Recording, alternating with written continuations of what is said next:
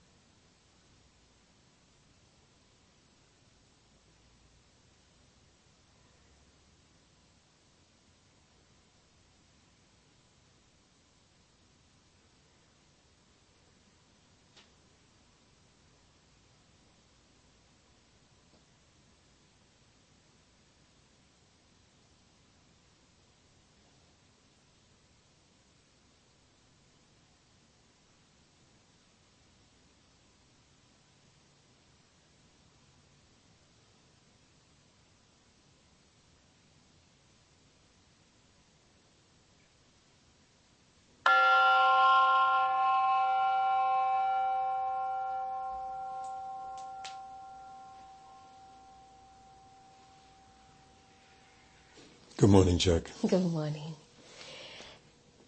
I think where I'd love to start today is we had a little a concern and a question after the last recording.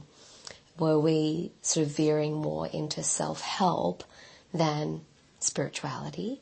And I just thought it might be nice to actually visit what your views on the difference between those two are, knowing that you and I are both into helping people and really defining, I know we've touched on it, but really defining how do they ebb and flow, where's the crossover, and ultimately why are we focusing just on the spirituality, not the self-help?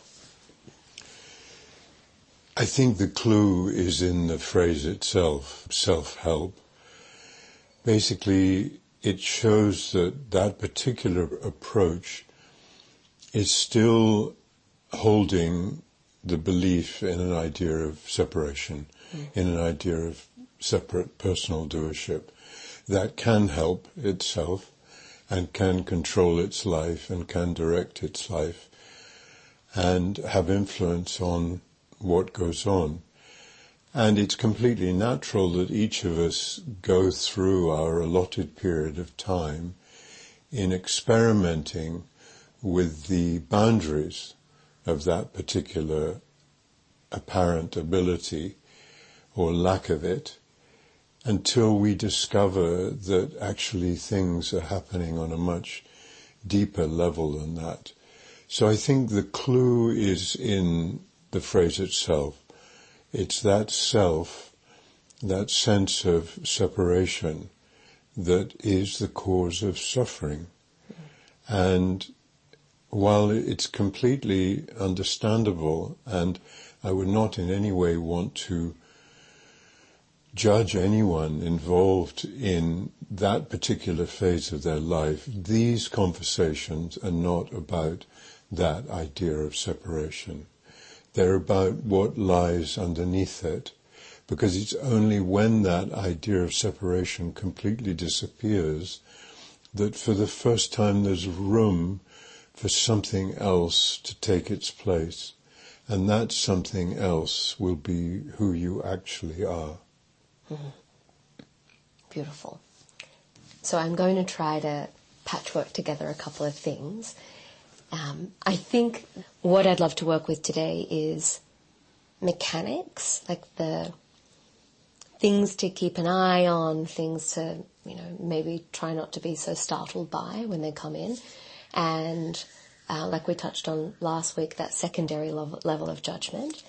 And something that caught me hugely by surprise last week was I left you on Monday and I felt incredibly grounded, trusting, I would say in flow, and then I really had my ass kicked on the Tuesday and the Wednesday and the Thursday, and it was a really intense dark night of the soul. And the thing that kept coming back to me throughout that was this idea that the ego can shrink itself down to the size of a pinhead, and I was completely startled at it went from not even a whisper to a roar and felt like it had a chokehold on me.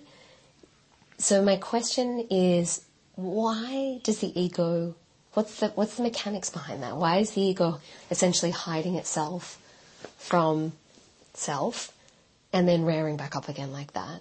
I know it's not an unusual experience. I think you have to go back to how the ego happened in the first place and to remind yourself that its creation was aided and abetted by two people who loved you dearly, your parents, or their equivalent in any particular individual's life, who wanted to prepare you to be able to cope with interfacing with the world. And so the very training of the ego is one of protecting you, of being some support that you can rely on to navigate yourself through all these different scenarios that you're going to come across in your life. And it, again, I've said it many times, it's completely natural and important that this ego is brought into play. And it's done nearly always with the very best of intentions, but it is the beginning of that particular trap, that trap of the belief that you are separate from everything and everyone else. And it's that belief that is the root cause of all human suffering. It's that lack of a sense of belonging to something bigger than yourself that creates the fear and desire that, again, are at the root of all human suffering. So I think it's important just to remember its benign origins, in essence, in the way that it came into being. And it will continue to act and perform in the way it's been trained to until it sees inside of you that your energy has shifted to a completely different place. And then that particular structure, that imaginary structure, will simply be reintegrated into the whole, into consciousness. That sense of separation will seamlessly disappear and merge back into its original source and the source of everything here. So up until that point, and that point is what I describe as when the understanding has completely settled inside of you, and when that understanding is settled inside of you, the change is evident because you simply no longer remember it. It's become who you are. You become that understanding. You move from a personal identification, a separate personal identification with a sense of separate doership and free will, into an impersonal identification with consciousness, with everything. And sometimes people get a little nervous in the contrast of those two adjectives, the personal and impersonal, because often we use the word impersonal to imply something that is detached, that doesn't care, that is a little cold or unfeeling, or somehow aloof from human life. And again, I emphasize whenever I can, this is not the actual lived experience of an individual body-mind in which the understanding has landed. It is quite the opposite. That impersonality is an accurate description in one way because you're no longer separate. And so everything occupies that space of evenness, of neutrality, of belonging, of a large oneness that I call consciousness. So that becomes how you live when the understanding is settled in that way. And you watch yourself participate in actions that take place and events that happen through the individual body-mind that you're still identified with. But you watch it with great love and great curiosity, that you are always interested in where this body-mind that you're identified with will take you next, where that which sees it will be drawn into whatever is next to be seen. And so life becomes this fascinating not knowing, this fascinating mystery. There's a wonderful phrase from Zen, which is, not knowing is the most intimate. It took me a long time when I first heard that to really understand it, but what it really means is that when you don't know, you are right up against yourself in this present moment. That's the intimacy of not knowing. You're not taken away from now, and you're not taken away from the only reality of you, which is always here now. So that becomes the flavor of an individual body-mind's life after that understanding has landed. And it's wonderful. It's a beautiful way. It is, for me, the highest possibility of being alive, of being human in this manifestation we find ourselves in.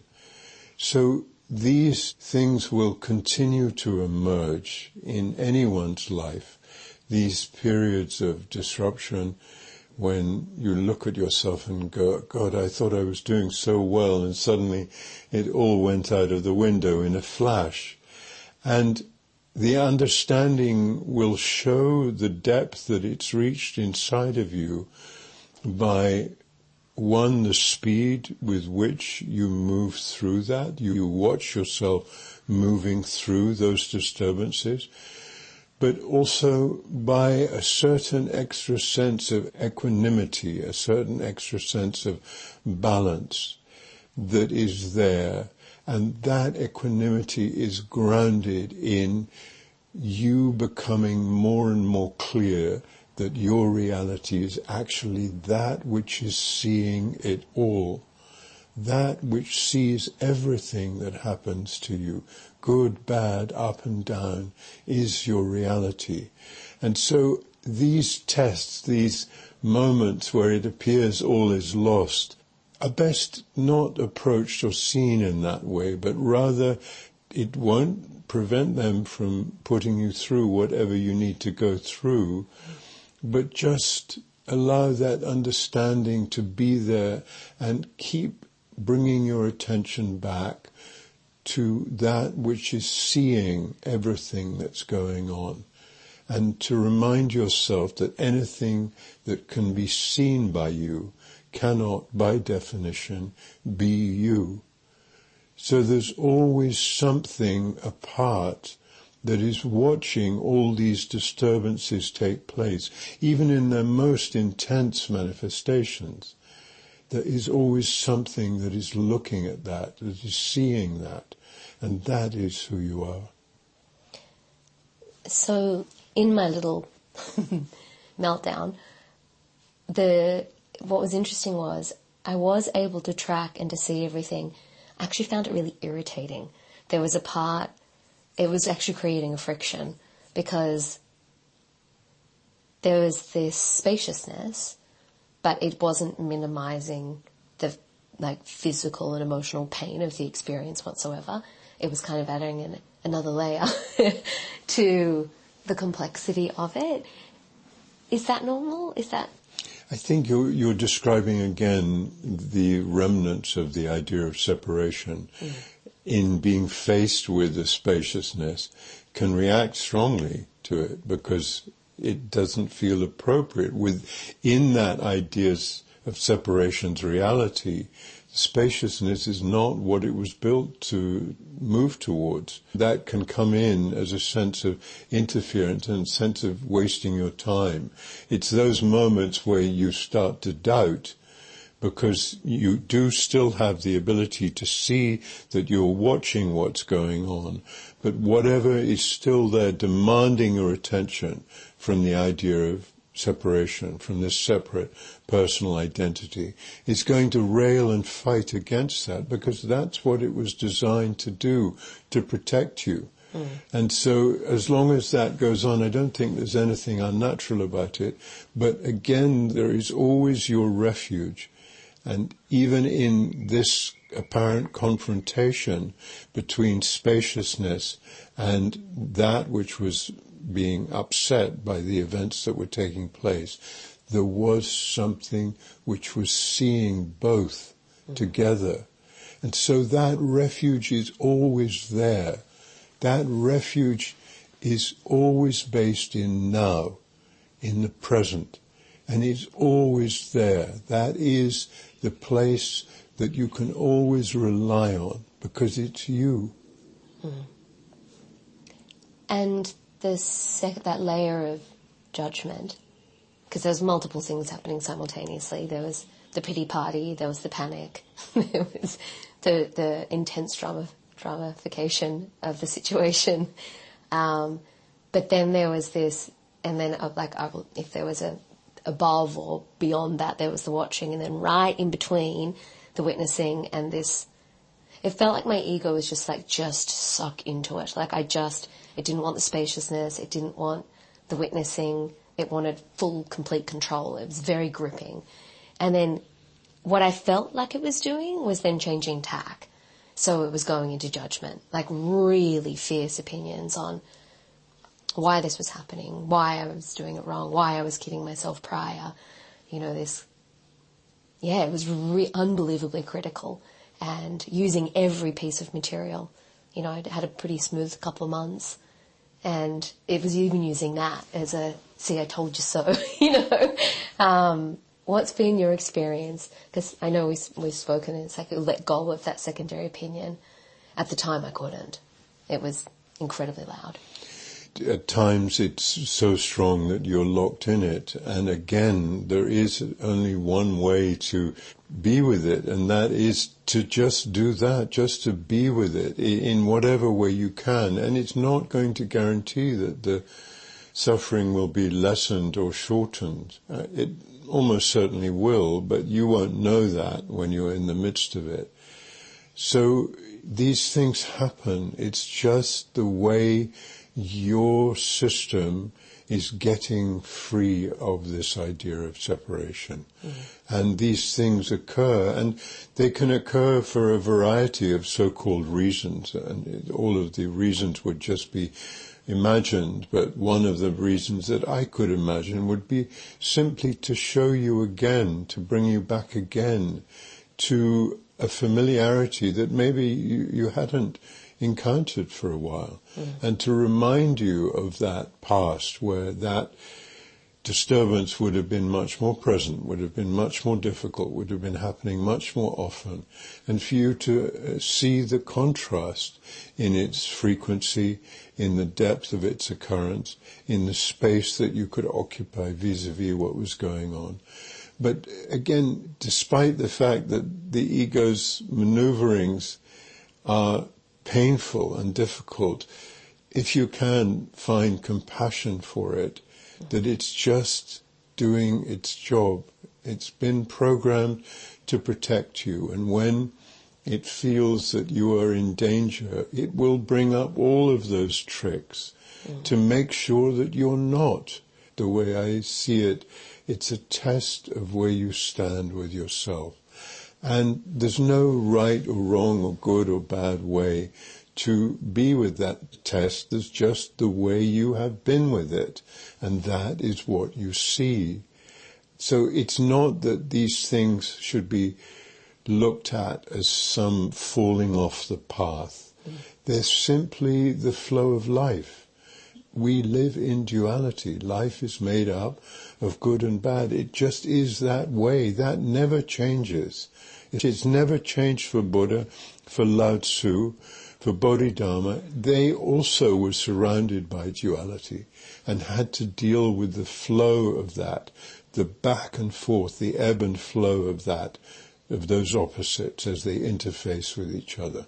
The fundamental difference in those three cases with those three individual body-minds was that that flow was accepted as it took place, that there was no resistance to it. There was nothing left inside of them of that old foundation of desire and fear to be tweaked, to come to life in the face of something apparently going wrong. And so it was met with that equanimity that is so beautifully summed up by J. Krishnamurti's words, which is, I don't mind what happens. If you really look into that statement, it is of profound depth. It is the expression of a person who no longer is bothered whatsoever by the flow of life, including if that flow of life should end up hurting him or causing him pain. And remember the difference between hurt and pain and suffering. Hurt and pain continue to happen in the moment. Buddha would have still occasionally stubbed his toe or hurt himself in some way, or may have even been occasionally hurt by something that took place between him and one of his disciples. But it was never held on to. It was just witnessed, it was seen, and it was let go of. It was simply part of the flow. And in that lack of resistance, it meant the flow wasn't interrupted. It's almost like you could imagine the individual body-mind with the understanding of being in the center of a flowing stream and gradually being taken towards the ocean and final dissolution. And what happens in the separation is there is a movement in that flow that kicks it into some eddy by the bank, some maybe little whirlpool by the bank, that it gets caught in and goes round and round and round and round. And at a certain point, the energy of that round and roundness of that whirlpool then flips it back out and back into the flow. And that's what you experienced when this particular phase of your life disappeared. There was no rhyme or reason on a rational level for it disappearing. One day it was there, completely engrossing and engulfing you, and the next day it was gone. And that's how life is. That's how life works. It was funny because for me, I'm such a in my body person, and my somatic experience of being in the world, I can feel my stress or my anxiety or even the little pulses of adrenaline. And it was such a weird thing to leave here on the Monday feeling the steadiness. Like if it was like a heart monitor, it was just like a little bleep, bleep. And then to wake up on the Tuesday morning with full throttle anxiety. Like I haven't felt it in such a long time. Like the most gripping, charged, energized, and not being able to resource any tools that I normally have to make that go away. I think and then actually moving straight out of the body and into the head, the analysis on and the panic of, and that sense of, oh shit, I've lost it, even though it can't be lost. It was the most fascinating thing, and I think it gave me a really clear insight into how intelligent the ego is. And I think that's often, I know you and I speak about it a lot, but it's often not spoken about. It's this sort of very manage the ego or kill the ego or rein it in, my pet hate around the phrase monkey mind as if it's some animal to be tamed. But it's actually the most beautiful, intelligent, exquisite, innate functioning, isn't it? That I think what's the word? A more exciting path is to actually understand it and not try to squash it or kill it, and to see it for what it is, exactly like you were describing. Was there a moment for you when you, I can track, I remember a few moments where I could actually see my ego structures, for what they were. Can you remember those moments for yourself of when you were like, oh, hang on, there it is? Yeah, luckily I remember the moments when it disappeared more because it was always there, it's just that was how we were all conditioned. But as you say, it's got a great beauty about it, great intelligence, about it, great care and love about it for you. So it's best not to fight with it. It's best just to see through it, just to get to a place where its protective services are no longer needed, because they come at a cost, and that cost is a misperception. Yeah. That cost is a belief in you being separate. I don't actually know why I'm going to share this, but maybe we'll see where it goes.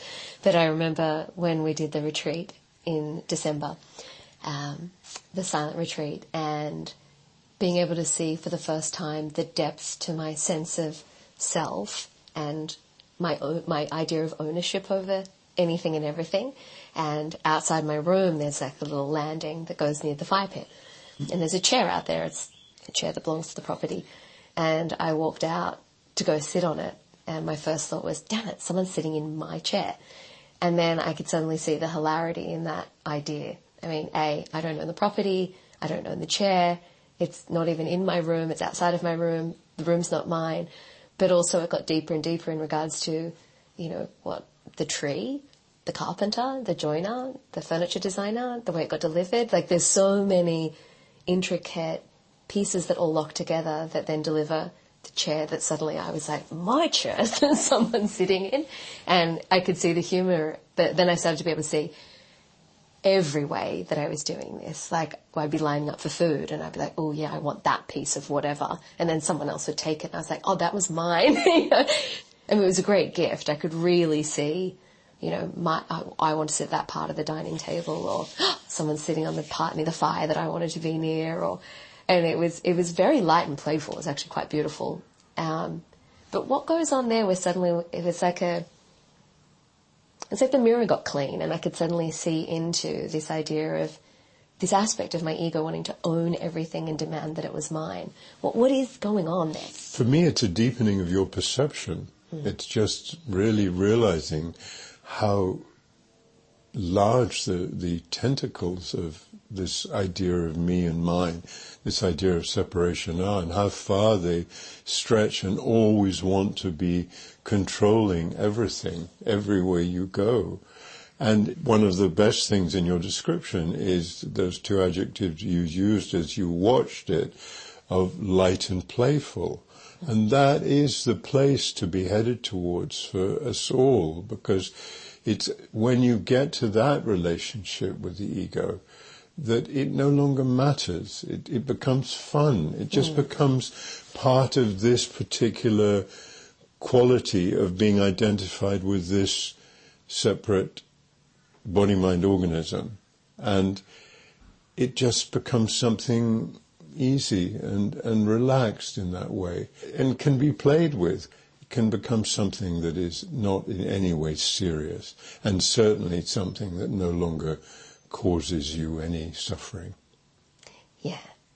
It was a fun experiment, actually.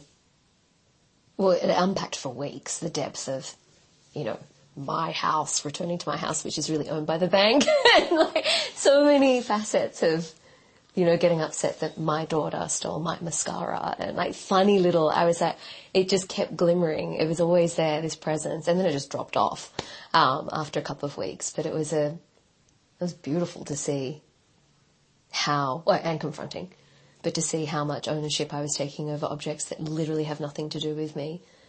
Which also... And I just want to add something there, that from the perspective of the understanding, all of those elements you just described, again, I've often said, the understanding doesn't really change the way you live your life that much, the mechanics of the way your life is lived. So from the perspective of the understanding, all of those things could come up. Like, for instance, if you found your daughter stealing your mascara, you might watch yourself suddenly, hey, don't take my mascara, that's mine.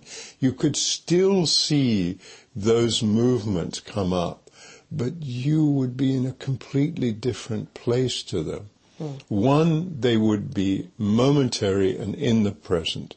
Anger can be there momentarily and in the present, but it's not elongated by a sense of separation, by a sense of being someone separate from everyone else. It can arise because of the conditioning that you will still have in this body-mind.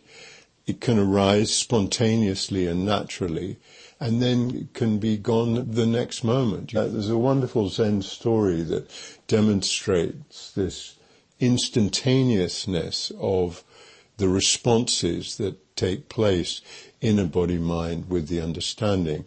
It's about this old Zen master and his disciple were walking along, and they came to a river, and there was a woman by the side of the river, not being able to cross. The river was a little high, and the Zen master told her to jump on his back, and he brought her through the river with his disciple by the side, and then dropped her on the other side, and they went on their way. And the Zen master could feel something was wrong in the disciple. He could just pick up there was something going on with him. And at some point further down the road, he asked the disciple, what's wrong? What happened? And the disciple said to him, Master, you know we're not to have any contact with women, and you just had this woman on your back and helped her across the river. And he looked at him, he said, yes, I did, But the difference is that I dropped her on the other side of the river, you're still carrying her. And that carrying is that sense of separation, that sense of personal doership, that sense of ego. Yeah. I've heard another version of that story where he dropped off the woman and she was really rude and belligerent towards him, and he just gently nodded and kept walking. And then the younger student, when he asked what was wrong, he said, "Oh my God," and he exploded. Like, "She treated you so poorly and you did her that kind thing." And same thing, like, you dropped it. The getting caught in that frustration or the resentment, I think that's where a lot of us on the spiritual path, I hate using that word, but I don't know what else to use in its place, where we get unstuck. Because I think there's from my experience, there's been two very strong messages. One is you're going to be completely immune to the human experience. You keep on doing this, you won't experience emotions, you won't be feeling angry, but also that idea that it's just all bliss and beautiful. And so, you can kind of get stunned and shocked when you have a dark night of the soul or the shadow aspect. That said, there are some teachers that do talk about it, but I'm wondering if I think we've spoken about, as the teachers have progressed themselves, they've actually lost their memory of what it means to be in that pain and that suffering dissolves away. So sometimes there's a lack of relatability, really. It's hard to stay in the humanity of it. Some of these ideas, these false ideas of what enlightenment looks like in an individual body-mind, happen through just misunderstanding. There's something that goes wrong between the mouth of the person with the understanding and the ears of the person listening, like a Chinese whisper's mistranslation of what is actually said. So some of it is down to that, and some of it is a little deeper than that, that of course there is a change in relationship to being human, but it's often interpreted by people who don't have the understanding as in some way coming into that field of the coldness of that word impersonal. There's a feeling of someone has become less human when this understanding landed, because they're not reacting in the same way that most human beings do. And that difference, that contrast, is somehow interpreted or seen as something that is less involved, less human. But as I've said many times, it's the opposite. It's actually a deeper feeling, experience, than anything that an ego could possibly have. It allows you to be totally present with what's going on at any time, and allows you to let your particular body-mind respond spontaneously and instantaneously to whatever is happening, without that secondary level of judgment ever showing its head again. So everything that takes place is watched, is seen, and is noted, and there's nothing in it that needs it to stay any longer than the moment, than the event demands, than the event needs. And so it's let go of. So it is a very radical, different way of being a human, but it isn't less human, it's more human. It's closer to the zenith of the human experience than any idea of separation could ever get to.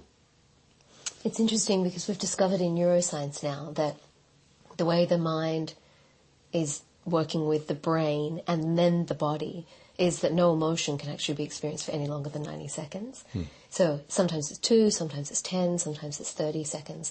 But that charge of experience actually dissipates really, really quickly. But then the mind gets hooked on the narrative about it. And I think that understanding that physiology and the way the brain stem's working is so helpful, because you kind of go, well, it's been over 90 seconds. So this isn't an emotion and a felt experience anymore. Now I'm back up in my mind. And it's why we all get so much from watching animals and children, because both of them we get to actually see that process, that the speed of that process take place in real time. You know, an antelope, when it picks up the scent of a lion, will suddenly be in flight mode and will be running completely and totally for as long as needed for it to get away from the lion. A child can be totally upset one moment and the next moment completely happy. So we love watching both animals and children for that very reason, because they remind us of a state that we had too, and that is possible for us to have again. And the difference between that state of the understanding and a child or an animal is that there will be an awareness of it when it lands for the second time. When it returns with awareness, and then becomes the highest possible expression of what it means to be human. It's interesting, when I went to South Africa in the national parks, that's the thing that struck me the most, was suddenly there was this like charge in the air, and all the deer would, you know, the springbok would suddenly start freaking out, fleeing, and the lion they could still see, but then they'd all of a sudden just all go back to eating grass. And like, literally just, it's like the charge in the air had gone, or for whatever reason they decided that the lion wasn't going to go for them, but they were just straight back to eating grass. There was no like, oh my God, you know, I could see my anxiety around, shouldn't they be more alert? Aren't they? You know, like, would go. And also sometimes the brutality of maybe something had been caught, and therefore they were all like, okay, now we're all safe again. That particular animal's going to be feasted on and we're all good. And they just kind of meander around. You mentioned the brutality. Again, I would suggest that that is also part of that secondary layer. And I understand the emotion completely. When you watch a lion rip apart a carcass of antelope, it's not very pleasant as a human being. But why isn't it pleasant? And the reason is because we project all sorts of imaginary scenarios onto this very natural phenomenon that in some way threaten us.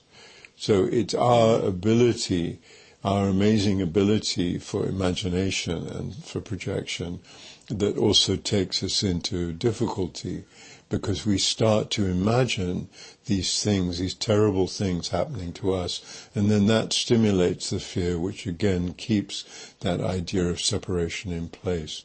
It's what happens when people watch the evening news. You watch the evening news and all you're assaulted by is these stories of war and terror and suffering and starvation all around the world. And after half an hour, you've been reduced to this horrible ball of fear from listening to stories that actually may, in some cases, be happening somewhere in the world, but aren't part of your lived reality until you turned on that television set, and they became part of it. So very often you'll see people who go into meditation, there is an increasing lack of interest around staying connected to the collective activities of the manifestation. They simply no longer have that impact and force, because what they were hitting on, that idea of separation inside yourself, has become less and less strong within that individual body-mind. Can I ask, because I've noticed, I don't know what it is, it's like a stilling, which sounds funny because it's not like you're hyperactive to begin with when I first met you, but a quietening, a solidifying, there's definitely in the last, particularly 6 months, been a big shift and change. So when we met many years ago, you were really into the news. Are you still? For me, the news is essentially an entertaining phenomenon. And I also am very curious about human beings. I'm very curious as to what happens with human beings. So when I read the news, it doesn't bother me in any of those ways that I was just describing. It's more just keeping tabs with the rest of my tribe, my race, to see what they're up to and to be interested in it and fascinated by it. I don't have any problem with that in my life because it doesn't impact me in the way that I was just describing, that so often does with people. Those elements of fear and desire have subsided, and so there's nothing that gets stimulated by that anymore. But it's more a loving and interested and curious attention that I enjoy giving to the world and my fellow human beings. And for anyone listening, I'm asked this question a lot, around what is if I feel a revulsion against the news, or if I feel like it's too activating or stimulating, obviously because it's coming at us from our mobile phones now at every turn. Do you feel that it's sometimes a good idea to take pause from that? I just tell people to trust their natural feeling. I wish there was like a guideline, but to trust their felt sense of what's right. But I know a lot of people feel really ashamed. They go like, oh God, and I felt that deeply. I should stay connected. And I go through chapters of either being really activated by it or being quite curious, I think is probably the word, without being so charged. But that little ebb and flow between, and we're just using the news as a thread, but how can you lean into what's right for you in a moment in time? Because, sometimes the ego's like, you have to keep watching this. It's your duty as a human. I know there's a lot of, particularly, everyone says, given the state of the world, which I'm about to turn 44, and I've heard for 44 years, there's always some next thing. What would you say for someone that's kind of grappling at the moment about how to care for themselves, how to stay in their humanity? To watch what happens inside of you. That's the beacon that you always have. Whatever is stimulated by whatever you do gives you the indication of whether it's good for you or not. And that's really how simple it is. If you're watching your phone every other minute, and that's giving you stress and difficulty and bringing up fears of missing out or jealousies or envies or whatever is brought up by it, then at a certain point I hope that you look at that and you see that this isn't good for me. But like with any addiction, one has to be a little bit careful in the way one approaches that, because very often you can be on a sort of a seesaw push-pull syndrome with it, that you decide, I'm not going to do that anymore, and you cut yourself off. You stop drinking alcohol, you stop taking drugs, and suddenly you come back with an even stronger force. That decision has not been based on you really understanding what's going on with yourself. It's been based on a should, and that should, again, its roots are in an idea of separation and an idea of separate personal doership. So it's a delicate area with all addictions. And what worked for me was trial and error, an intense, aware trial and error. My particular addiction was cigarettes for a large part of my life. And I don't know how many times I stopped and took it up again. And I knew exactly how to stop, when was the best moment to stop, the circumstances.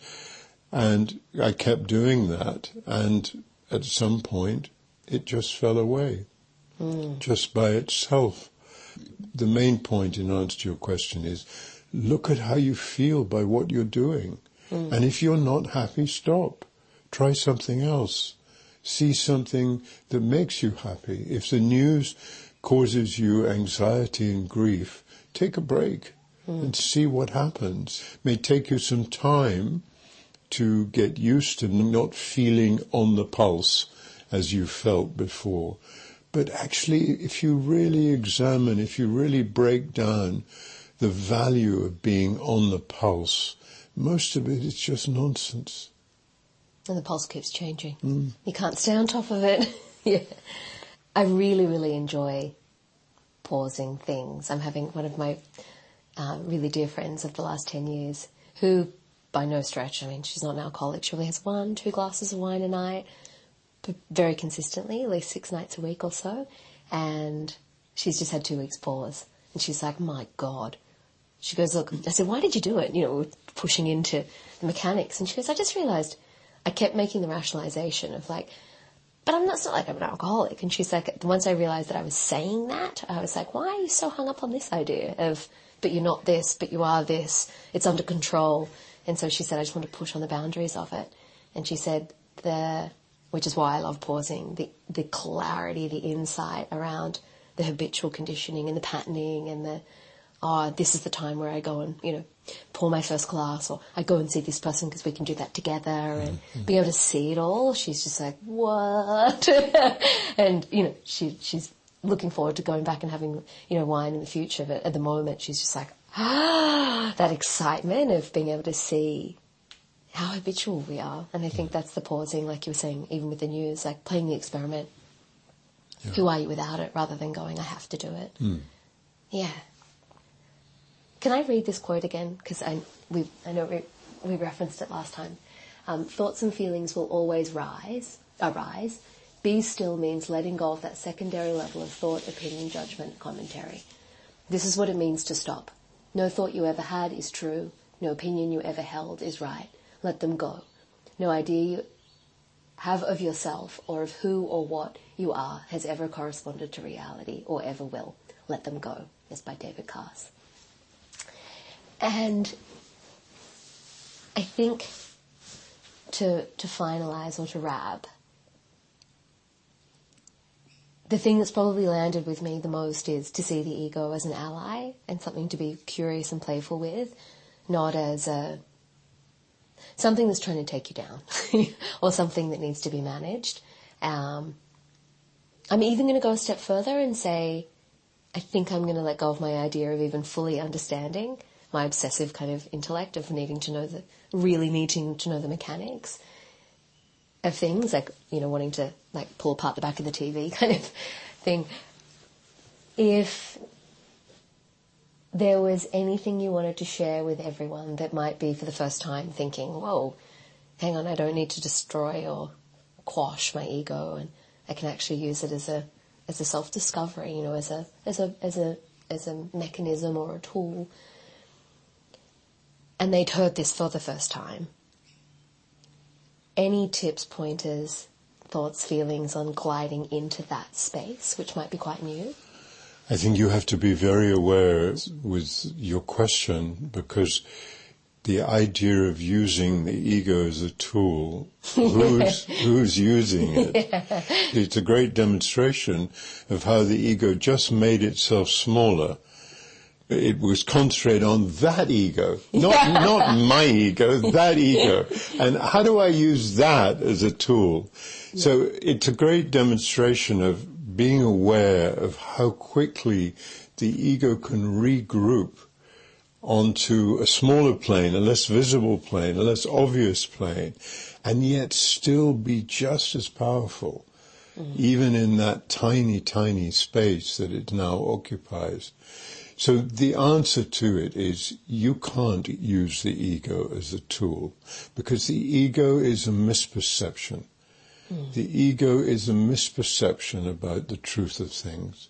The ego is a misperception around your idea of separation and personal doership. Now, I think probably what you were getting at was, once that has been understood, once the understanding is seen that this idea of separation and personal individual free will is not true, then what remains in the separate body-mind structure that gives it its uniqueness, that gives it its individuality, that gives it its characteristic, and will also, most importantly, give it its version of the understanding. Each individual body-mind freed from that idea of separation and landing in the understanding will have its own original way of expressing it, of sharing it, of taking that out towards other people. That'll just happen naturally. So I think the question is, once you've seen through the falsity of the foundations of this idea of separation, what still remains? What is the relationship you then occupy with what still remains? And that relationship is one of presence and spontaneity. You just don't need to worry about it. You don't need to worry about it, even if it reminds you through some action of how it used to go wrong before. Because now you allow that space to take place. You're not there second guessing what should and shouldn't happen, what is right and what is wrong. You are there as an openness. The understanding is an openness to life, to the flow of life. That is the fundamental change. There is no separation left to use anything. And that removes all of the suffering and all of the stress that you carried from that idea of separation, and leaves you simply there as that which sees this amazing separate body-mind organism you're identified with, and watching the way it spontaneously interacts with whatever comes in front of it. It allows you to be present in the moment with that core reality. Just as you don't need to interfere with your digestion, you don't need to interfere with the way this amazing mechanism responds to everything that comes before it. You will find yourself in what the Taoists call Wu Wei, this passive activity, this action without action, where you can see your body-mind responding with activity, with feelings, with thoughts. They're all happening naturally through you, and yet you're not involved. That's the passivity of it. The action still takes place, but you are there in that allowingness, that openness, that passive state. And when I say passive, again, don't make the mistake and think that that means you're not feeling. I don't mean it in that way. Just as I didn't mean the coldness around impersonal. I don't mean the lack of feeling when I use that word passive. You will be there looking. You will feel it all more intensely, because there won't be any personal agenda of separation that prevents you from fully participating in the moment as it is in front of you, whenever that is. That's what the understanding brings. And now I can see a little facet. It actually, I could feel there was a physical click out when I asked that question, and like the disconnect, like a little, and if I could describe it in a visual, it was literally like going down the river and my ego going, you know what, let's just hop out here on the bank on solid ground and let's just get into some usefulness. It's such a funny thing. It tends to happen when I move from personal experience into what will be helpful for other people. It's I know I've struggled with it over the conversations. It's part of this process. It just at some point stops happening in that way. It just doesn't emerge anymore. And I can see exactly how it would come from your desire to help other people navigate their own lives. And it's not that you can't play with this, but in a sense, we're back at the beginning of this conversation, the difference between helping and self-help. Helping individuals be with their lives, and self-help. And so, in a way, the question you just had belongs more in the self-help category, that there's still a self there that is trying to help itself. And again, I cannot emphasize this enough. There's nothing wrong with it. It is a phase, a natural phase that most people will experiment with and go through. So no one should be listening to this beating themselves up. All of these conversations are a call for one thing, and that is awareness. Just watch and see what's happening. Osho used to say there's only one sin, and that is lack of awareness.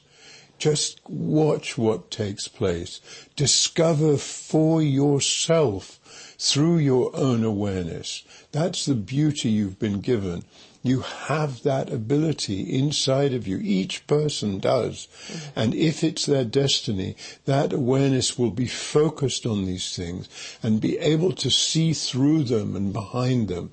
And that awareness will draw itself closer and closer to its original source, which is consciousness. And I think that's an important point, is that if there's a thread already being pulled inside of you, then you're already, well, probably further down your path than you take credit for.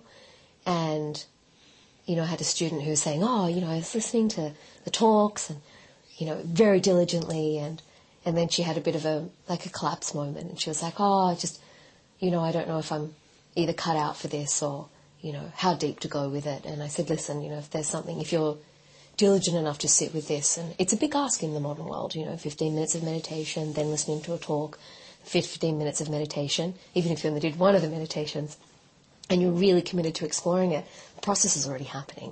And I think that's one of the great gifts you've taught me, is it's already percolating and manifesting inside of this mind-body organism, probably to a much greater degree than we give ourselves credit for, because the ego is always like, whoa, hold that back.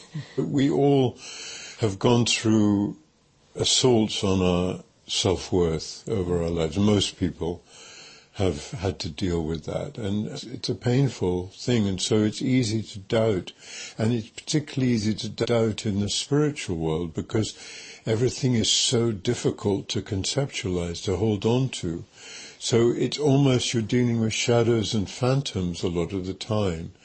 And as you say, the real indicator of whether it's right for you is, are you engaging with it? And if you are, that you can take every hope from that basically just from you continuing to be interested in this area of life gives a window onto your likely destiny. And so just again, keep going. Don't give up. And unless you want to, and then it's okay. Remember, we are all one. There's only one thing here, and that is consciousness. It doesn't matter what we think. That's the truth. So in the end, if you're enlightened or not, doesn't fundamentally change that reality, which is the same for all of us. It may change the way you live this particular life you've been allotted in this manifestation, but it won't fundamentally make any difference. So rather than beat yourself up if you suddenly find your attention veering to other things, you can just remember that you are only one thing in reality, and you will always be that, and you always have been that, and that's all there is. So really, there's no need to worry. And I'd like to layer in one little piece here, which I've only just recently realised is like a metamorphosis or a transmission or something that you've gifted me. And I can only now see it because I realised I wasn't always like this, but another student of mine was like, oh, you know what? I really hate those talks you're doing. And I was like, great. And she goes, what? I said, she goes, but, because I didn't like them, it stimulated me to find, I wanted something, so I found something else. And I was like, is it working for you? She goes, yeah. She's listening to Ajashanti. And I was like, fantastic. She goes, I thought you'd be really upset. I said, and I realised that probably 5 or 10 years ago I would have been like, oh, God, well, is it my bit? Is it the bit I'm asking, or is it Mutribo, or what's going on, and gotten defensive? And it was so beautiful to be able to have that opportunity and just the reason I brought it up is it doesn't have to be our conversation or any meditation technique or, I've watched myself in the conversations where you're like, yeah, you meditate, don't meditate. And because I'm a meditation teacher, I'm like, what? Hey, Mutribo. No, meditate. And being able to see those little funny agendas that sit behind it. And I think it's just so liberating and freeing when we realise that doesn't matter. Not it doesn't matter. You say that all the time with tenderness. Not it doesn't matter. But it really doesn't matter. But with such sweetness and love, it's so freeing when you realise that there's no right or wrong way to go about it. We're all one thing, and there's just infinite, look around, there's infinite variety of expression in this place. And take your pick. And it won't be you taking your pick if you've understood what these conversations have been about. It'll be your destiny unfolding, and it'll take you exactly where you have to go. And so with your student, it was important for her to discover Adyashanti, and that landed with her. And it might be that at a later date a different person landed. There's often a lot of judgment. I don't know if this term is so prevalent these days, but it was when I was very much involved in the spiritual journey, which is this term guru hopping, that people move from one guru to the other. And a lot of gurus are dead set against it. And there's a rational, logical place that they come from, which is until something has completely landed in you, until the teaching has really been absorbed and landed in you, then to mix that up with maybe a different approach can be confusing. And often they use that metaphor of that's on the Signposts book, actually, of the mountain, and how there's only one summit, but lots of different paths leading to it. And so the idea behind the normally gurus who have objections around guru hopping is that it can be confusing at the beginning. And I think there is a certain validity in that, but I also see that it can easily be interpreted as the guru wanting to hang on to his or her particular set of disciples, and how silly that is. And then there's another attitude towards it, which is it's a natural phenomenon that if you look at your life and the relationships you've had in your life, you'll see that they go through different phases. The longer you live, the more you get to see that. And each phase has been appropriate and perfect in its time, within a particular context, to deliver to you the experiences and the learning that your destiny needed you to have. So I don't think there is a hard and fast way to look at this idea of guru hopping, except with amusement, and just to come back to, you have all the ability inside of you to know what you're feeling.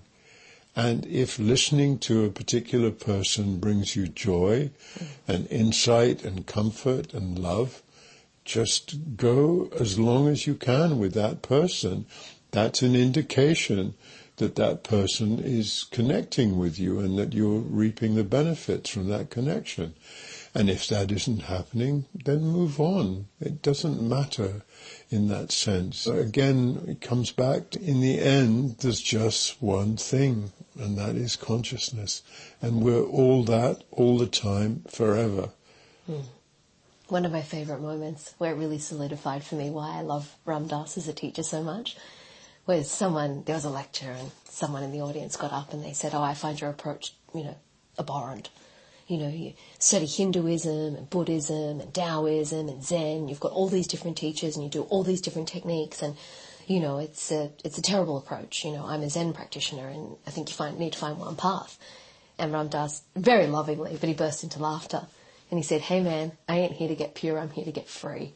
And I loved it. Yeah. Beautiful. Yeah. Thank you for today. Yeah, great. Okay. That was a lovely talk, Jack. Thank you too. And we'll come back today to where it all began. And that is in this space of silence, in this space of stillness, in this space of oneness that we all belong to. So just close your eyes and go inside and bring your attention to your body and your breath. And just relax into whatever you find inside and outside.